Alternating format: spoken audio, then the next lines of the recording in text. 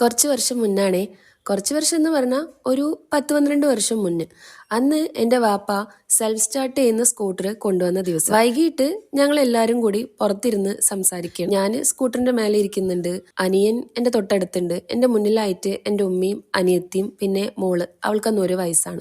ഞാൻ എൻ്റെ അനിയനോട് പറഞ്ഞു, ഡാ എനിക്ക് ഈ സ്കൂട്ടർ എങ്ങനെയെങ്കിലും പഠിച്ചെടുക്കണടാ, അന്ന് എനിക്ക് സൈക്കിൾ ബാലൻസ്. അപ്പൊ അവൻ ഇതൊന്നും അത്ര വലിയ കാര്യമുള്ള കാര്യമില്ലാത്ത, നമുക്ക് ഇതൊക്കെ ഈസി ആയി പഠിക്കാം, ഇതാ ഈ ബട്ടൺ അങ്ങോട്ട് അമർത്തി ഈ സാധനം അങ്ങോട്ട് തിരിപ്പിച്ച സംഭവം സെറ്റ്.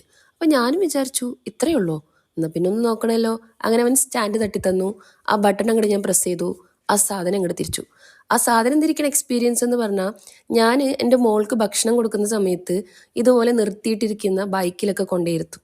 എന്നിട്ട് നമ്മൾ ഈ റേസിംഗ് ഒക്കെ ചെയ്യുന്ന പോലെ ഈ ബൈക്കേഴ്സൊക്കെ ചെയ്യുമല്ലോ, ഭൂം ഭൂം എന്ന് പറഞ്ഞ് ആക്സിലറേറ്റർ തിരിപ്പിക്കുന്നത്. അതാണ് എനിക്ക് ആക്സിലറേറ്റർ തിരിപ്പിച്ചിട്ടുള്ള എക്സ്പീരിയൻസ്. ആ എക്സ്പീരിയൻസ് ഞാൻ ഇവിടെ നന്നായി പ്രയോഗിച്ചു. ഒരു ഫ്രാക്ഷൻ ഓഫ് സെക്കൻഡ് വണ്ടി പറന്നാണോ അതോ ഓടിത്തന്നെയാണോ പോയതെന്ന് എനിക്കറിയില്ല. കുറച്ച് നിലവിളി ശബ്ദം കേട്ടു. കണ്ണു തുറന്നപ്പോൾ ഞാൻ ആദ്യം നോക്കിയത് എൻ്റെ മുന്നിലുള്ളവർ സേഫ് ആണോ എന്നാണ്. ആണ്.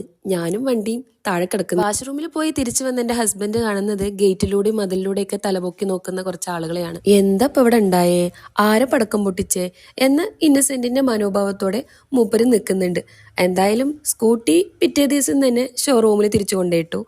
അന്ന് കപ്പിലേറിയ മാനം പിന്നെ എനിക്ക് തിരിച്ചു കിട്ടിയത് ആ പരിസരത്ത് കൂടെ ഞാൻ സ്കൂട്ടി ഓടിച്ചു തുടങ്ങിയപ്പോഴല്ല. അല്ല, ആ കഥയും ഈ കേക്കുമായി എന്താ ബന്ധം എന്ന് ചോദിച്ചാ, അന്ന് ഞാൻ സ്കൂട്ടി ഓടിച്ചിരുന്നെങ്കിലും ഒഫീഷ്യലി റോഡിലൂടെ വണ്ടി ഓടിക്കാനുള്ള അനുമതി കിട്ടിയത് എനിക്ക് ഇന്നാണ്, അതും 4 വീലറിന്റെയും കൂടെ. ഇപ്പോ ഒരു ഹർത്താൽ വൈബുള്ള റോഡിലൂടെയൊക്കെ ഞാൻ സുഖമായി വണ്ടി ഓടിക്കും. അപ്പൊ അതിനെന്നെ ഹെൽപ്പ് ചെയ്ത ചേച്ചിക്കുള്ള ഒരു സ്നേഹോപഹാരം. അത് വേണം എന്തായാലും.